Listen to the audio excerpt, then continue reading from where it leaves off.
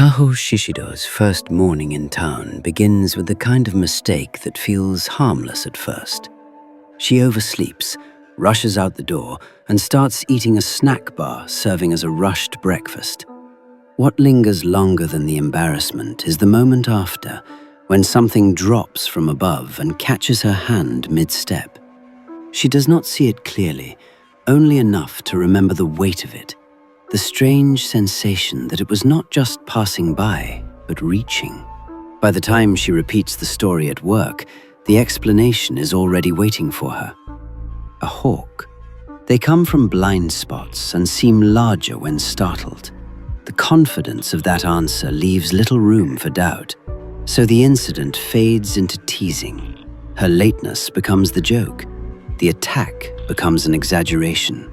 Kuzaki, on the other hand, handles the small injury without humor, disinfecting it and moving forward. She is known for being capable and strict, someone who does not tolerate unnecessary trouble. The message is subtle but clear. Focus on the job. Don't stand out for the wrong reasons. A few quiet days follow, and back at home, the routine settles in. Just when the earlier incident begins to feel distant, objects start appearing on her balcony. The smell lingers before the sight does. Fish heads, several of them at once. The number alone makes it harder to accept as a coincidence. One might be explained. Two could be blamed on chance, but this many feels excessive. She stands there staring at them, trying to figure out how this could happen without her noticing. The police come to mind first, but reporting fish heads on a balcony sounds strange even inside her own head. There is no person in sight, no direct evidence, just something deeply uncomfortable. Her thoughts shift to the two people at work who might understand her situation better than she does. Kuzaki comes to mind first. Experienced, someone who would know how to handle unusual situations. But her strict tone makes the idea hesitate before it fully forms. Yokomichi's name follows more easily. He had listened before. He had taken her concerns seriously, and reaching out to him feels less extreme than calling the authorities.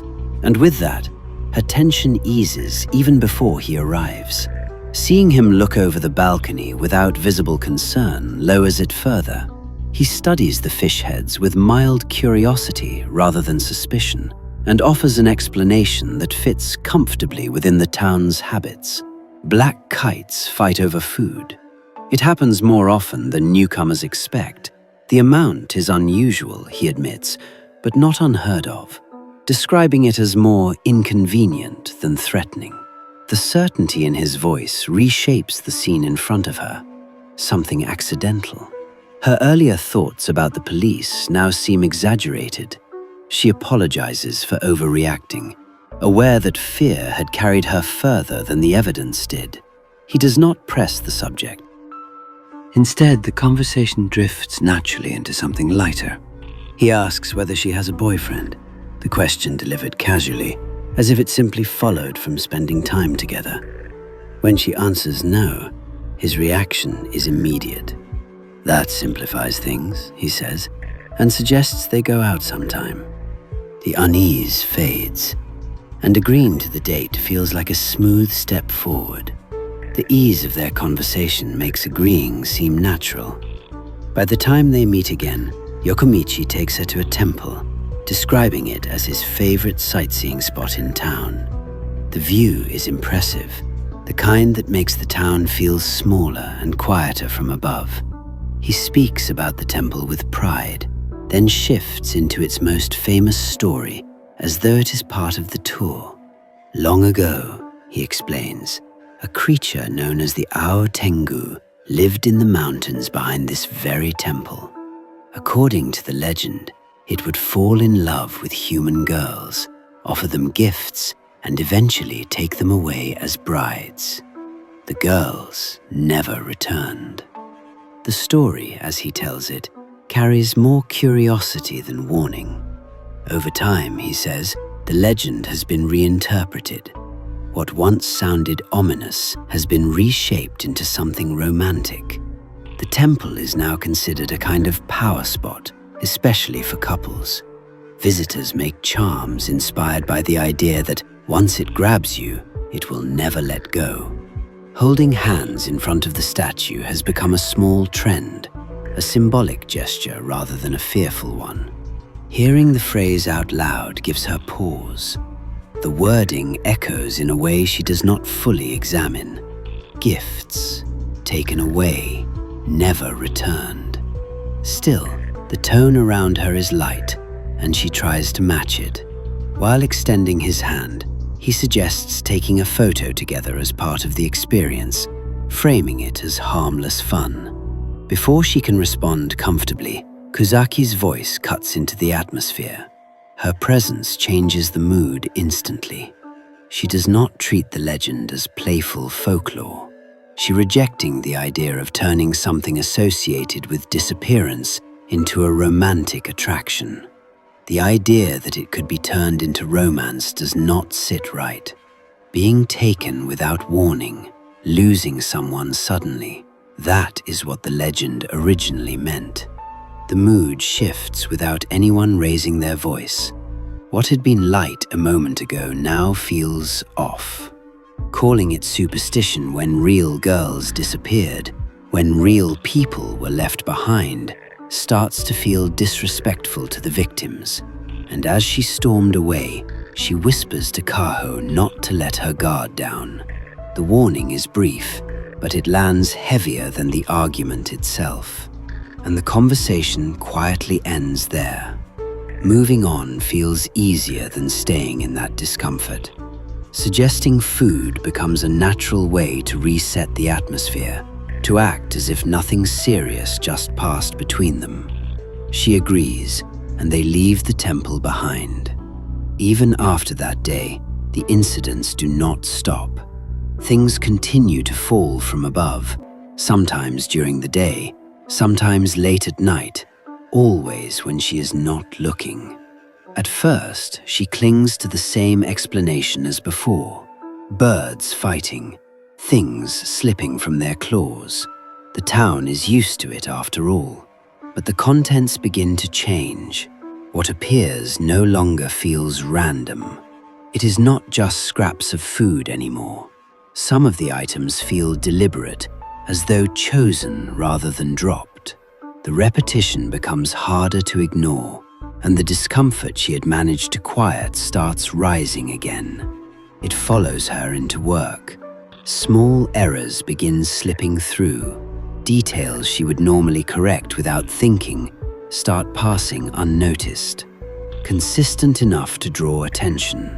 Yokomichi asked if something is wrong, forcing her to confront the fact that the incidents have been affecting her more than she admitted. When she explains that the hawk incidents have continued, the explanation that once sounded reasonable feels weaker. Hawks are not known for collecting things, and if anything, that habit belongs to crows or ravens, but not like this. The idea is introduced cautiously, almost as an afterthought. It might not be a bird at all. It could be a person. The word stalker slips into the conversation and stays there. The possibility reframes everything. The falling objects, the timing, the persistence. What had once felt environmental now feels directed. The suggestion shifts the direction of suspicion almost casually. Yokomichi points to the way Kuzaki has been acting toward her lately in the same breath. Stricter, harsher.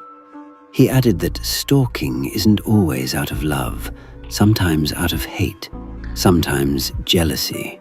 And once it stops feeling accidental, ignoring it becomes harder. By the time she returns home, she tries to dismiss it, replaying the earlier explanations in her head, telling herself she is letting one suggestion spiral too far. Still, the unease follows her inside. When she draws the curtain back, the sight waiting beyond it removes any remaining doubt that this has escalated beyond anything she had imagined. What lies there cannot be explained. Items arranged in a way that feels deliberate, intimate in a way that makes her stomach tighten. Among them is her own underwear, something that should never have left her room. The realization lands all at once. Panic replaces hesitation. Calling the police feels necessary. She reaches for her phone with that single decision forming clearly in her mind. Before she can act, it rings. The timing freezes her. For a moment, she simply stares at the screen. Then she hears his voice from behind her, close enough to confirm what she already fears. The call is not distant, it is present. Yokomichi speaks casually, almost playfully, asking whether she liked the gifts, scolding her for not answering her phone sooner, as if this were a normal exchange between adults. The familiarity in his tone unsettles her more than the intrusion itself. He has been there before, he says, many times, and she never noticed. He makes it clear that none of this was accidental. The falling objects, the explanations she accepted, the idea that she had blamed birds while he stood close enough to watch, reshapes the past few weeks in a single instant. What she had taken as reassurance now feels calculated.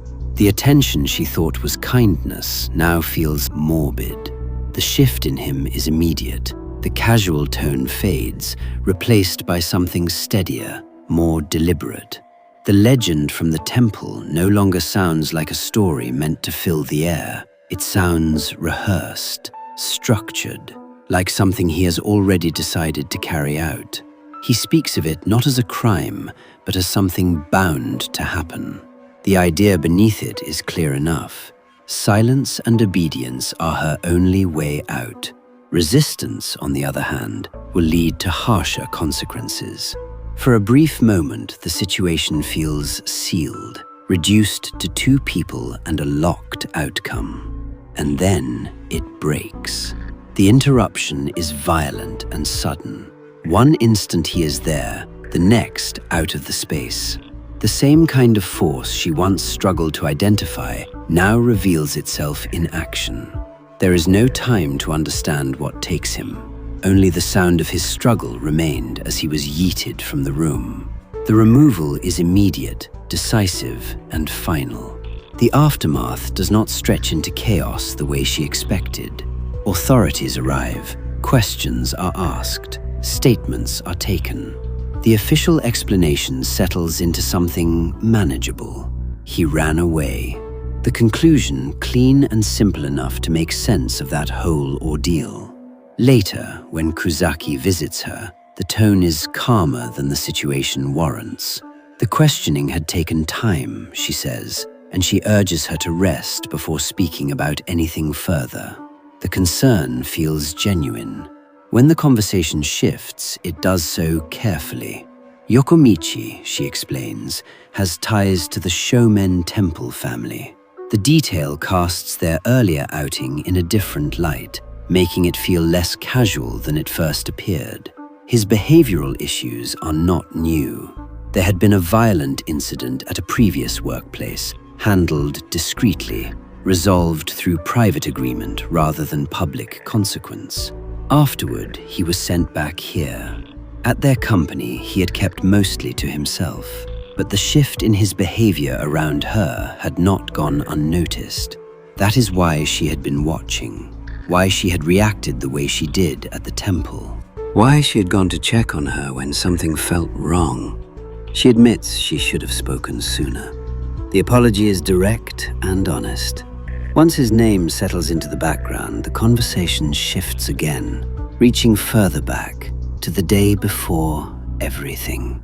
A small outing that she insisted on calling a graduation trip, even if it was nothing more than leaving school early together. They had gone to the temple before graduating because they knew they would soon be separated. The future was the subject that day. The legend existed in the background, something they could reinterpret however they liked. Being taken did not have to mean something dark if you chose not to see it that way. But their time together ended without warning. No struggle to recount clearly afterward, no sequence that could be explained. What remained was a picture at first, It was just part of that day. Looking at it again did not provide proof, only discomfort. Time passed after that. Official procedures moved forward. But the difference between that morning and what had happened years ago was not the nature of the incident, but the outcome. One person vanished, the other remained. That contrast was difficult to ignore. It suggested that what had happened might not have been random at all. When the night came, rest did not follow it. After hearing what happened to her friend, it becomes difficult to return to simpler explanations. And with the memory of how he disappeared, she finds herself wondering whether Kuzaki's suspicions had gone further than she let on. If she had been anticipating something beyond Yokomichi himself, the thought lingers, unresolved. By the time the tapping begins, it does not feel like interruption. It feels like continuation. At first, she remains still, listening, as though giving the sound a chance to fade on its own. The habit of reaching for simple explanations returns automatically, the timing too aligned with her thoughts to ignore. The longer it continues, the less it feels like a coincidence. When she finally rises to check and pulls the curtain aside, the doubt that had been thinning all night disappears completely. What waits outside is not something she can make sense of. The attack in spring, the disappearance years ago, Yokomichi's sudden removal, all of it aligns at once. Whatever stands beyond the glass does not resemble anything she was told to expect. For a moment, she does not react. Disbelief holds her still longer than fear does. The mind searches for an angle that would make the image less absolute. The presence outside watching her carefully. It does not thrash or strike. It shifts with intention, reshaping part of itself into something closer to a hand than a beak, before extending it toward the window. The tapping resumes, the motion controlled, almost patient, as though waiting for an answer, for her to make a move.